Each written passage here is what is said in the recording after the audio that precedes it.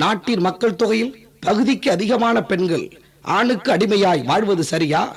அதிலும் பெண்கள் சர்வதேச அடிமைகளாய் வாழ்கிறார்களே, இது முறையா? இக்கொடுமைக்கு முடிவு கட்டத்தான் தந்தை பெரியார் குரல் கொடுத்தார். கடவுள், மதம், பிராணம், இதிகாசம், சாஸ்திரம், சம்பிரதாயம் என பெண்ணடிமைக்கு பிறப்பிடமாய் பேணி காக்கும் காப்பகமாய் உள்ளவற்றை ஆத்திரமாய் தாக்கினார். அதனால்தான் அடுப்பூதும் பெண்கள் படிக்கிறார்கள், அலங்கார பதுமைகள் ஆகாயத்தில் பறக்கிறார்கள், ஆணுக்கு சமமாய் அனைத்திலுமே தனி முத்திரையை பதிக்கிறார்கள். இத்தனைக்கு பிறகும் இன்னும் அடிமையா? பெண்கள் இன்னும் அடிமையா?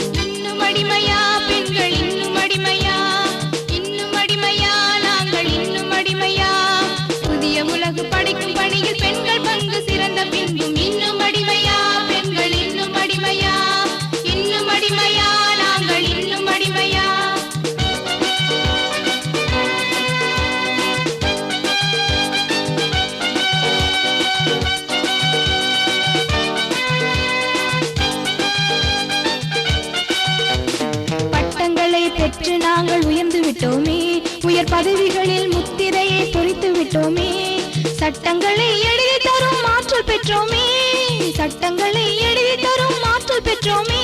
இந்த சாதனைகள் செய்த பின்பும் நாங்கள் அடிமையா? இன்னும் அடிமையா? பெண்கள் இன்னும் அடிமையா?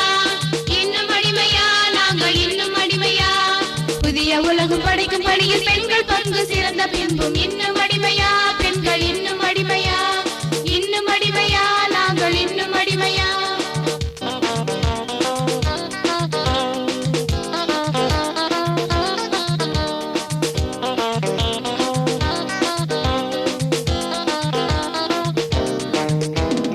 அறிவினிலே பஞ்சம் என்று நினைப்பவர் யாரோ, ஆற்றலிலே கொஞ்சம் என்று சொல்பவர் யாரோ.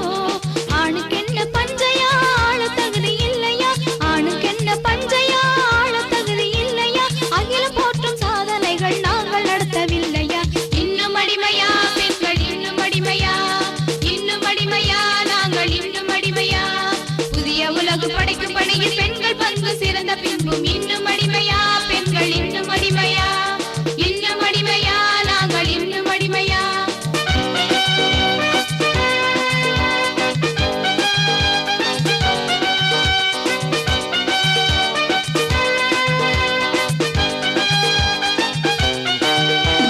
சந்திரனில் கால் பதித்து சரித்திரத்தை உயர்த்தினோம், சட்டமன்ற பதவிகளில் தேர்வு பெற்று உழைக்கிறோம். நாட்டை காக்கும் ராணுவத்தை நாங்கள் நடத்தி செல்கிறோம், நாட்டை காக்கும் ராணுவத்தை நாங்கள் நடத்தி செல்கிறோம். நயவஞ்சக சாத்திரத்தால் அடிமையாக வாழ்கிறோம். இன்னும் அடிமையா? பெண்கள் இன்னும் அடிமையா? இன்னும் அடிமையா? நாங்கள் இன்னும் அடிமையா? புதிய உலகு படைக்கும் பணியில் பெண்கள் பங்கு சிறந்த பின்பும் இன்னும் அடிமையா? பெண்கள் இன்னும் அடிமையா? இன்னும் அடிமையா? நாங்கள் இன்னும் அடிமையா?